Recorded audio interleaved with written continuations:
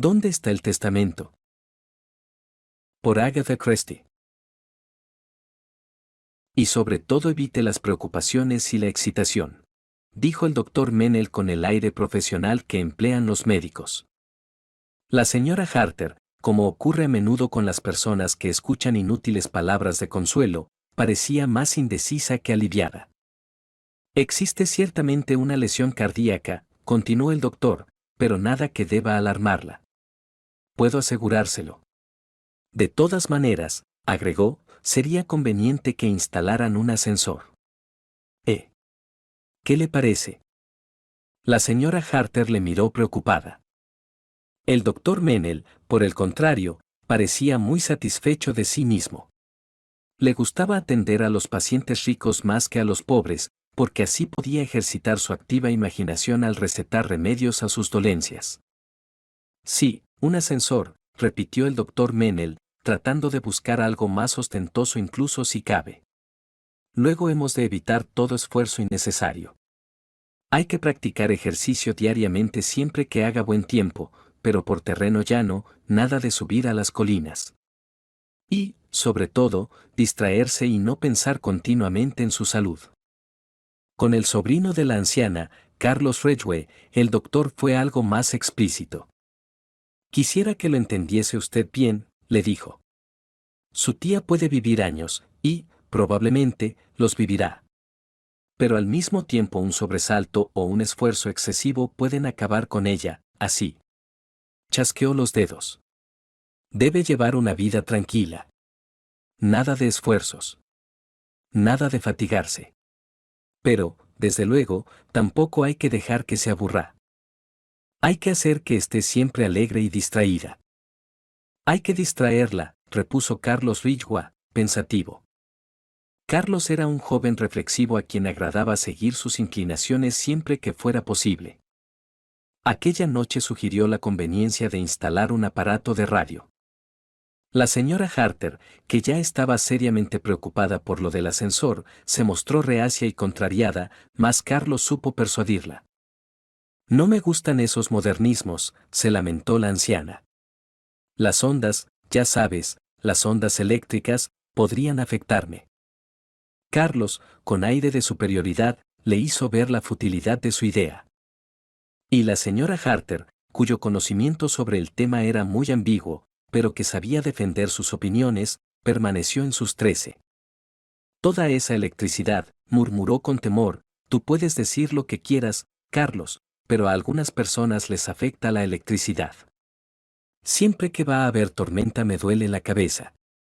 Tú lo sabes. Y asintió con aire triunfante. Carlos era un joven paciente y también tenaz. Mi querida tía Mary, le dijo, déjame que te lo explique. Era casi una autoridad en la materia, y le dio toda una conferencia, hablándole entusiasmado de los tubos emisores, de la alta y baja frecuencia, de amplificadores y condensadores. La señora Harter, sumergida en aquel mar de palabras que no comprendía, se sometió. Claro que si tú crees, realmente, murmuró. Mi querida tía Mary, replicó Carlos entusiasmado, es lo que tú necesitas para dejar de pensar en todo esto.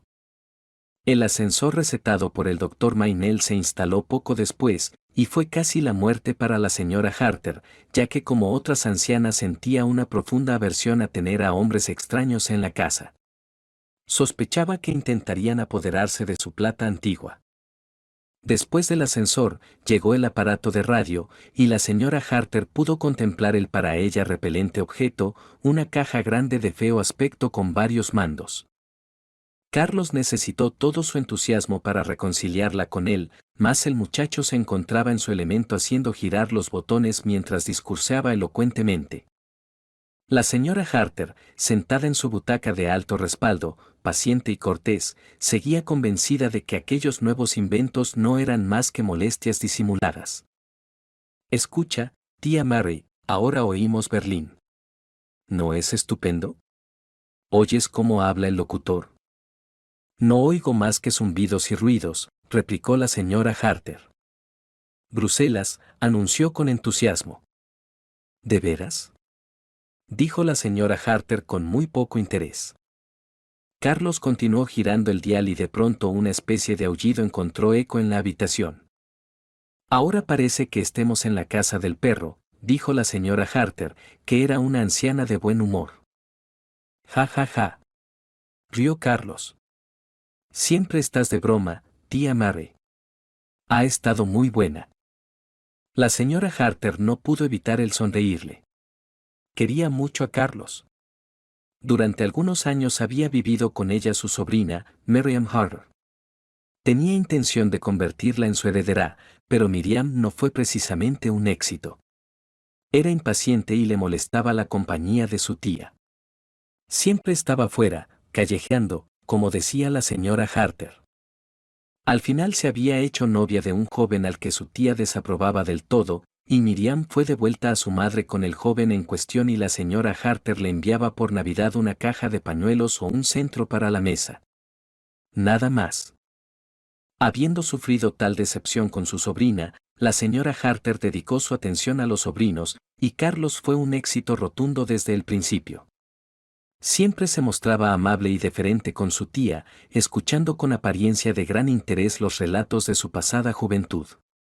En esto era muy distinto de Miriam, que siempre demostró su desagrado. Carlos nunca se disgustaba, siempre estaba de buen humor y contento, y decía a su tía constantemente que era una anciana perfecta y encantadora. Altamente satisfecha de su nueva adquisición, la señora Harter había escrito a su abogado dándole instrucciones para que redactara un Nuevo Testamento. Una vez este se lo hubo enviado para que lo aprobara, lo firmó satisfecha. Y ahora, incluso en el asunto de la radio, Carlos no tardó en demostrar que había ganado nuevos laureles. La señora Harter, al principio tan contraria a la radio, se fue haciendo tolerante y luego una entusiasta aficionada. Disfrutaba mucho más cuando Carlos estaba fuera. Lo malo de Carlos era que no podía dejar tranquilo el aparato, y cuando él no estaba, podía sentarse cómodamente en su butaca y escuchar un concierto sinfónico, o una conferencia sobre Lucrecia Borgia, feliz y en paz con todo el mundo. Pero Carlos, no. Y la armonía veíase interrumpida con chirridos discordantes mientras él con gran entusiasmo trataba de encontrar emisoras extranjeras. Pero aquellas noches en que Carlos cenaba con sus amigos, la señora Harter disfrutaba mucho con la radio escuchando los programas de noche desde su butaca. Fue cosa de unos 3 meses después de que instalaran el aparato cuando tuvo el primer susto. Carlos había ido a jugar una partida de bridge. El programa de aquella noche era un concierto. Una soprano muy conocida estaba cantando Annie Laurie, y en mitad de la canción ocurrió algo muy extraño. Hubo una interrupción, la música cesó, continuando los zumbidos y los ruidos intermitentes, que luego también cesaron. Se hizo el silencio y al fin se oyó un nuevo zumbido. La señora Harter tuvo la impresión de que el aparato había captado un punto muy lejano y luego se oyó claramente la voz de un hombre con ligero acento irlandés. Mary. ¿Me oyes, Mary? Te habla Patrick, pronto voy a ir a buscarte. ¿Estarás preparada? ¿No es verdad, Mary? Y luego, casi inmediatamente, volvieron a oírse las notas de Annie Laurie. La señora Harter permaneció rígida en su sillón con las manos crispadas sobre los brazos del mismo. ¿Había estado soñando? Patrick. La voz de Patrick. La voz de Patrick, en aquella misma habitación, habiéndole. No, debía haber sido un sueño, tal vez una alucinación. Debió quedarse dormida unos minutos. Era curioso lo que había soñado. Que la voz de su esposo le hablaba a través del éter. Se asustó un poco. ¿Qué era lo que le había dicho? Pronto voy a buscarte. Estarás preparada, ¿no es cierto, Mary? ¿Sería un aviso? Insuficiencia cardíaca. Su corazón, después de todo, había vivido muchos años. Es un aviso, eso es, díjose la señora Harter, levantándose trabajosamente de su butaca, y agregó con su aire característico, y todo ese dinero desperdiciado en el ascensor. Nada dijo de su experiencia, mas por espacio de unos días estuvo pensativa y un tanto preocupada. Y luego se repitió por segunda vez. También se encontraba sola en la habitación, escuchando una selección orquestal que radiaba una emisora. La música cesó con la misma brusquedad que la primera vez, y también se hizo el silencio. Luego percibió la sensación de lejanía, y por fin la voz de Patrick, no como la que tuviera en vida, sino una voz dilatada, lejana, como procedente de otro mundo. Patrick te habla, Mary. Iré a buscarte pronto. Luego oyó un zumbido y la música volvió a llenar la habitación. La señora Harter miró el reloj. No, esta vez no se había dormido. Había escuchado la voz de Patrick despierta y en plena posesión de sus facultades. Y no era alucinación, estaba segura.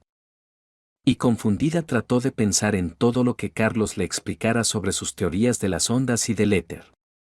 ¿Sería posible que Patrick le hubiera hablado realmente?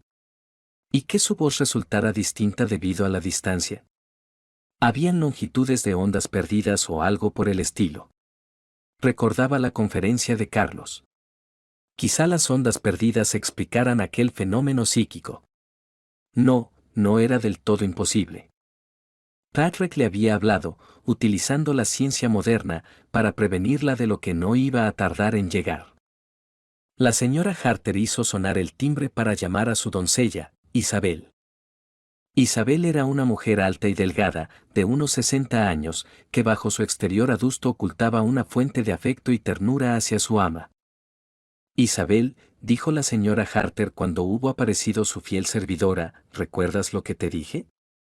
El primer cajón de la izquierda de mi escritorio. Está cerrado, con la llave grande que tiene la etiqueta blanca. Está todo preparado. ¿Preparado, señora? Para mi entierro, gruñó la señora Harter.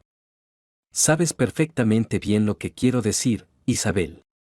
Tú misma me ayudaste a guardarlo todo allí. Isabel empezó a hacer pucheros. Oh, señora. Sollozó, no diga esas cosas.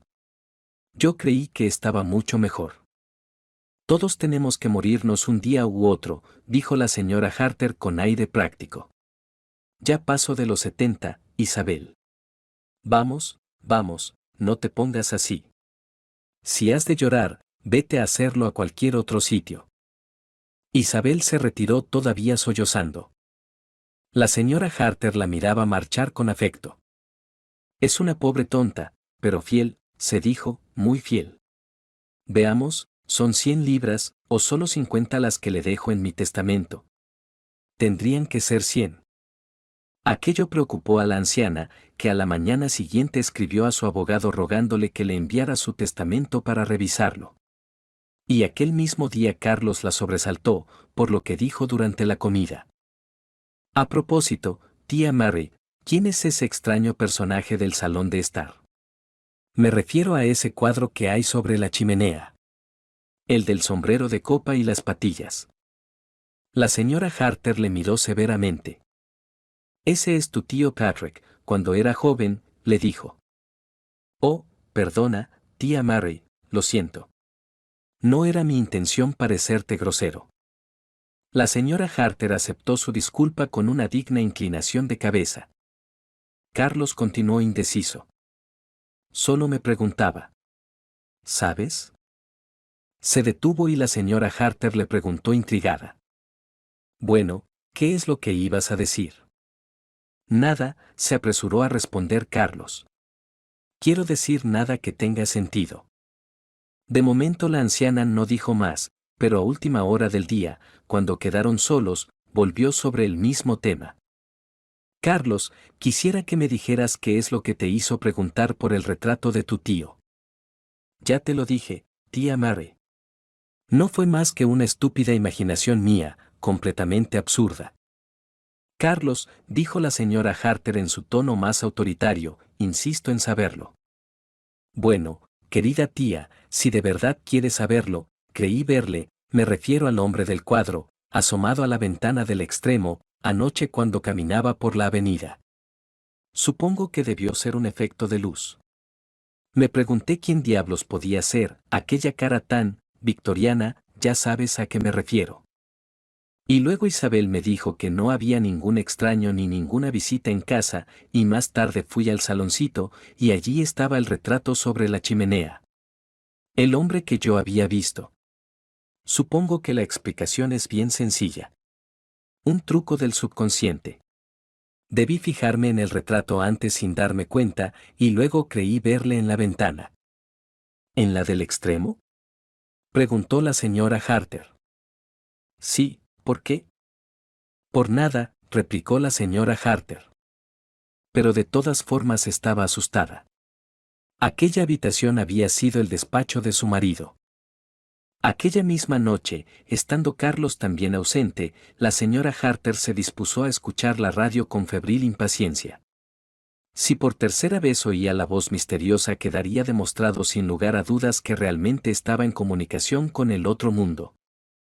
Aunque el corazón le latía muy deprisa, no se sorprendió al oír de nuevo la interrupción y tras el intervalo de silencio acostumbrado, la lejana voz de acento irlandés le habló una vez más. Mary, ahora ya estás preparada.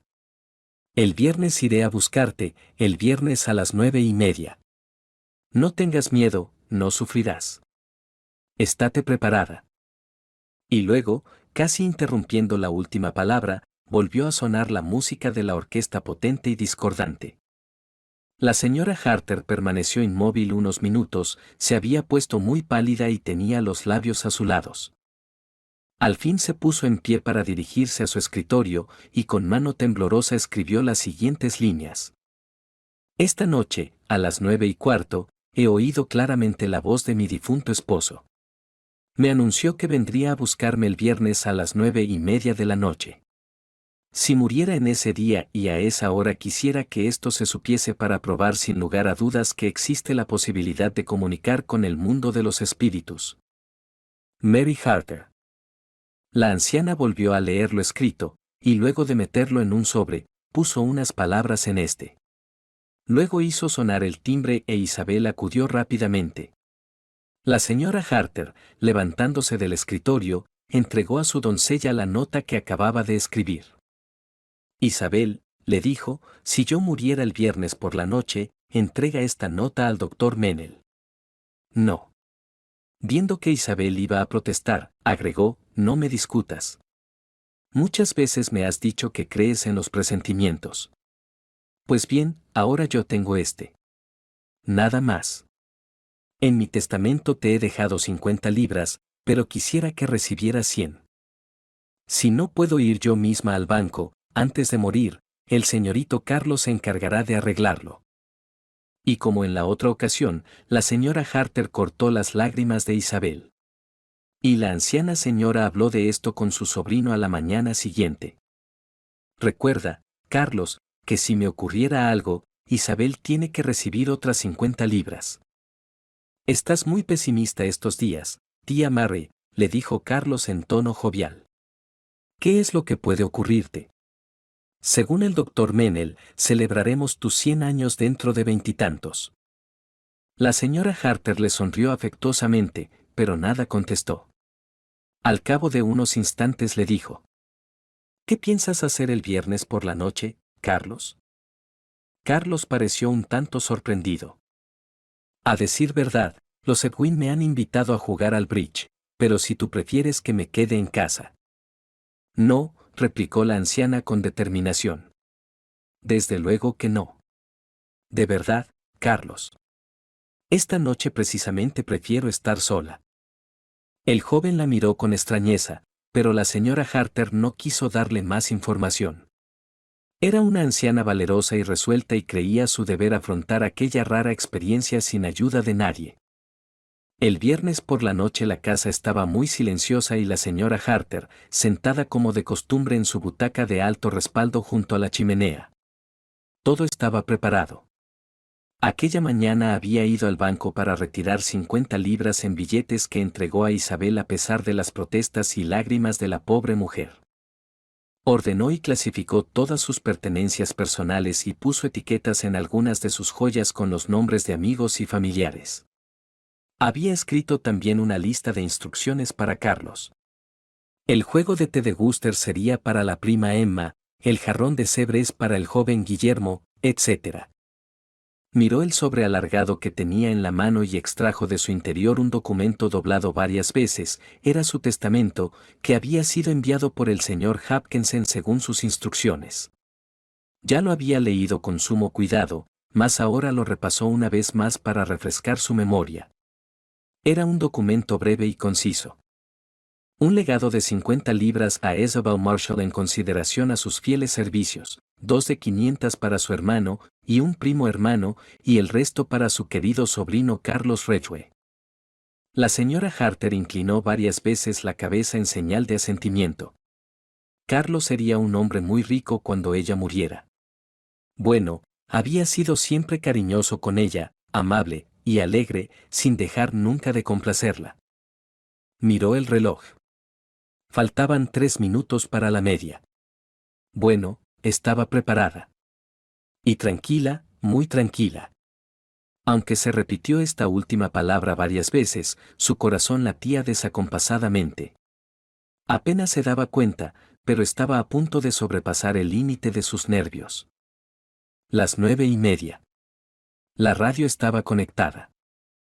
¿Qué es lo que oiría? ¿Una voz familiar dando el parte meteorológico, o aquella lejana, perteneciente a un hombre que había muerto 25 años atrás? Pero no oyó ninguna de las dos. En vez de eso llegó hasta ella un sonido familiar que conocía muy bien, pero que aquella noche fue como si le pusieran una mano de hielo sobre el corazón. Una llamada en la puerta principal. Volvió a repetirse, y luego una ráfaga helada pareció cruzar la habitación. La señora Harter no tenía la menor duda de cuáles eran sus sensaciones. Tenía miedo. Más que miedo, estaba aterrorizada. Y de pronto tuvo este presentimiento. 25 años son muchos. Ahora Patrick será un desconocido para mí. Y el terror la fue invadiendo. Se oyeron pasos ante la puerta, y luego ésta se abrió silenciosamente. La señora Harter se puso en pie tambaleándose ligeramente y sin apartar los ojos de la puerta. Algo resbaló de sus manos y cayó en el hogar. Quiso lanzar un grito que se ahogó en su garganta. En la escasa luz de la entrada había aparecido una figura familiar con barba, patillas y un abrigo anticuado. Patrick había ido a buscarla. El corazón le dio un vuelco terrible y quedó inmóvil para siempre, mientras caía al suelo hecha un ovillo. Y allí la encontró Isabel una hora más tarde. Llamaron inmediatamente al doctor Mainel y Carlos Ridgway regresó a toda prisa de su partida de bridge, pero nada pudo hacerse. La señora Harter estaba ya lejos de toda ayuda humana. Isabel no recordó hasta 2 días más tarde que no había entregado la nota que le diera su ama. El doctor Menel la leyó con gran interés y luego se la enseñó a Carlos Ridgway. Una coincidencia curiosa, dijo. Parece que su tía había tenido ciertas alucinaciones creyendo oír la voz de su esposo. Debió sugestionarse hasta el punto en que la excitación le resultó fatal y cuando llegó la hora, le sobrevino un colapso. ¿Autosugestión?, preguntó Carlos. Algo por el estilo. Le comunicaré el resultado de la autopsia lo más pronto posible, aunque no tengo la menor duda. Dadas las circunstancias es necesario practicar la autopsia, pero solo por pura fórmula. Carlos asintió comprensivamente.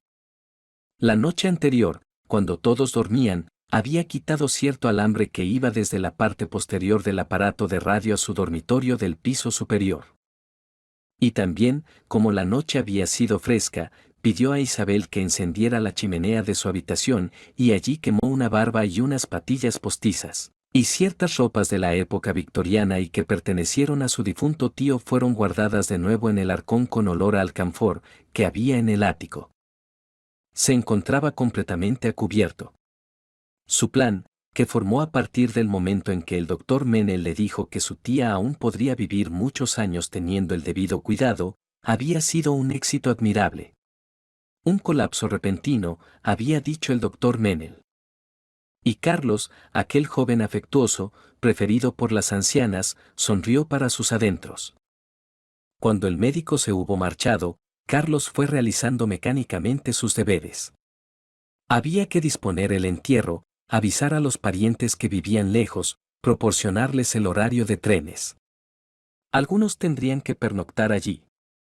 Y Carlos fue haciéndolo todo con eficacia y método, mientras se entregaba a sus propias meditaciones.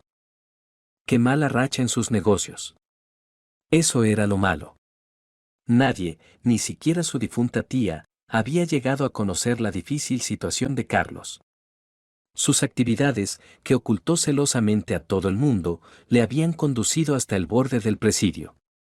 No le esperaba otra cosa que el descrédito y la ruina si en unos pocos meses no tenía una fuerte cantidad de dinero. Bueno, ahora todo iría bien. Carlos sonrió satisfecho.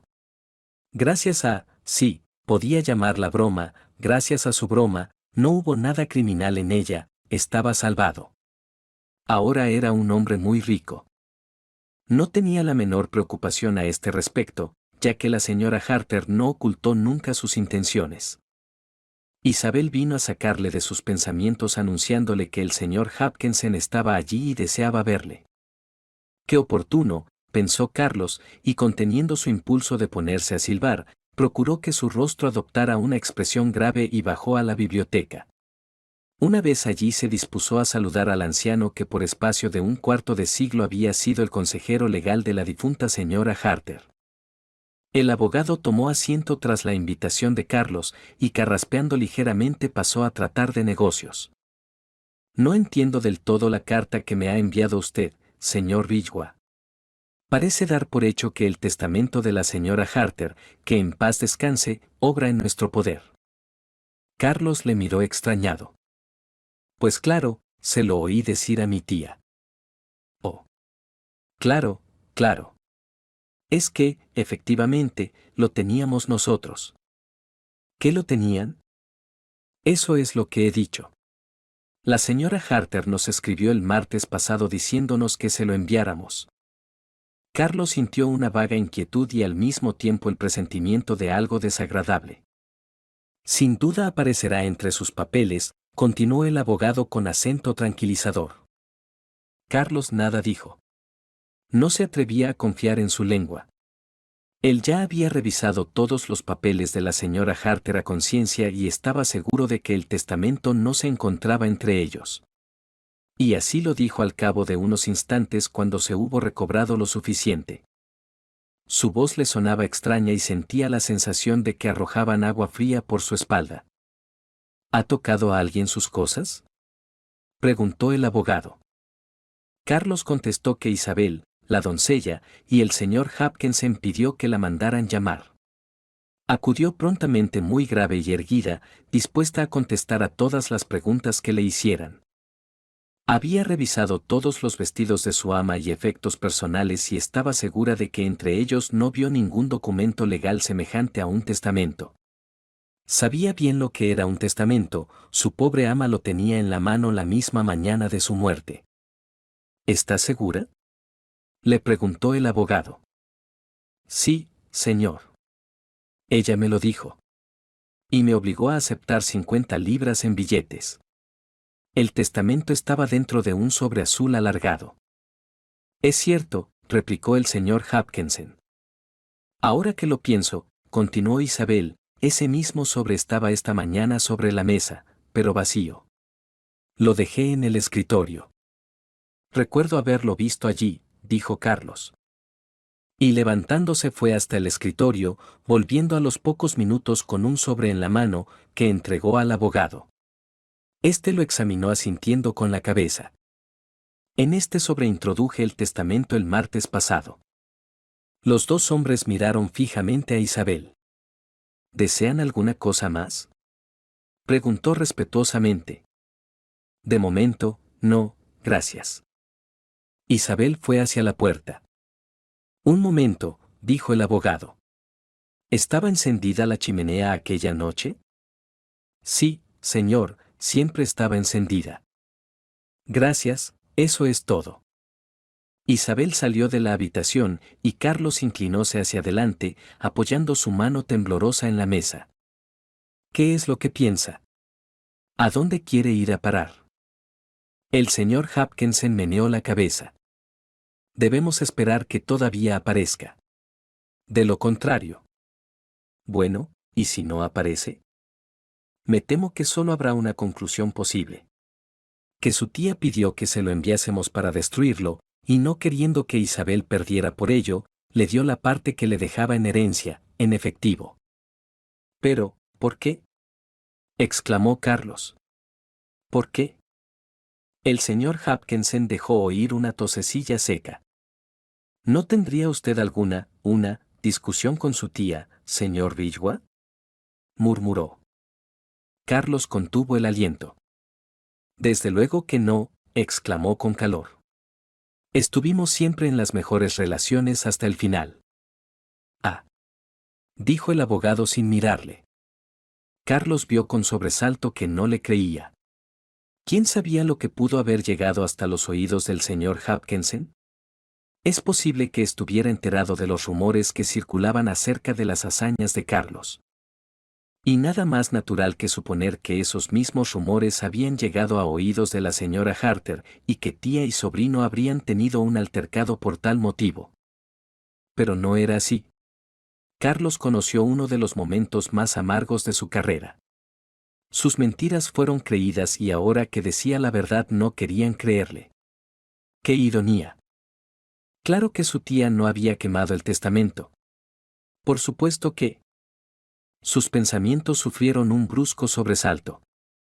¿Qué imagen se presentaba ante sus ojos? Una anciana llevándose la mano al corazón, mientras algo, un papel, caía sobre las brasas rojas. Carlos se puso lívido y oyó una voz ronca, la suya, que preguntaba: ¿y si por alguna causa ese testamento no llegara a encontrarse nunca?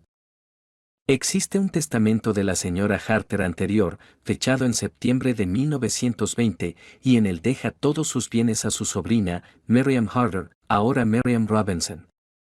¿Qué es lo que estaba diciendo aquel loco? ¿Miriam? Miriam, con aquel marido indescriptible y sus 4 hijos tan revoltosos. Toda su astucia, para Miriam.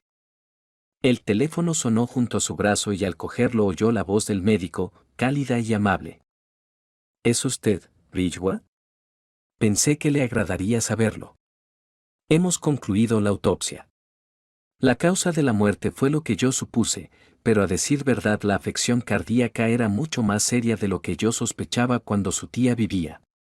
Con todos los cuidados del mundo no hubiera vivido más de 2 meses a lo sumo. Creí que le agradaría saberlo. Esto tal vez le sirva de consuelo en cierto modo. Perdone, dijo Carlos, ¿le importaría repetirlo? No hubiera vivido más de 2 meses, dijo el doctor en tono más alto. Ya sabe, querido amigo, que las cosas suceden siempre para bien. Pero Carlos cortó la comunicación y percibió la voz del abogado como si le llegara de muy lejos. Malditos todos. El abogado de cara relamida y aquel venenoso estúpido de Menel. Ya no le quedaba otra esperanza que la cárcel. Comprendió que alguien había estado jugando con él, jugando como el gato con el ratón y que ahora se estaría riendo. ¿Dónde está el testamento? Por Agatha Christie. Y sobre todo evite las preocupaciones y la excitación, dijo el doctor Menel con el aire profesional que emplean los médicos. La señora Harter, como ocurre a menudo con las personas que escuchan inútiles palabras de consuelo, parecía más indecisa que aliviada. Existe ciertamente una lesión cardíaca, continuó el doctor, pero nada que deba alarmarla. Puedo asegurárselo. De todas maneras, agregó, sería conveniente que instalaran un ascensor. ¿Qué le parece? La señora Harter le miró preocupada. El doctor Menel, por el contrario, parecía muy satisfecho de sí mismo. Le gustaba atender a los pacientes ricos más que a los pobres, porque así podía ejercitar su activa imaginación al recetar remedios a sus dolencias. Sí, un ascensor, repitió el doctor Menel, tratando de buscar algo más ostentoso incluso si cabe. Luego hemos de evitar todo esfuerzo innecesario. Hay que practicar ejercicio diariamente siempre que haga buen tiempo, pero por terreno llano, nada de subir a las colinas. Y, sobre todo, distraerse y no pensar continuamente en su salud. Con el sobrino de la anciana, Carlos Ridgway, el doctor fue algo más explícito. Quisiera que lo entendiese usted bien, le dijo. Su tía puede vivir años, y, probablemente, los vivirá. Pero al mismo tiempo un sobresalto o un esfuerzo excesivo pueden acabar con ella, así. Chasqueó los dedos. Debe llevar una vida tranquila. Nada de esfuerzos. Nada de fatigarse. Pero, desde luego, tampoco hay que dejar que se aburra. Hay que hacer que esté siempre alegre y distraída. Hay que distraerla, repuso Carlos Ridgway, pensativo. Carlos era un joven reflexivo a quien agradaba seguir sus inclinaciones siempre que fuera posible. Aquella noche sugirió la conveniencia de instalar un aparato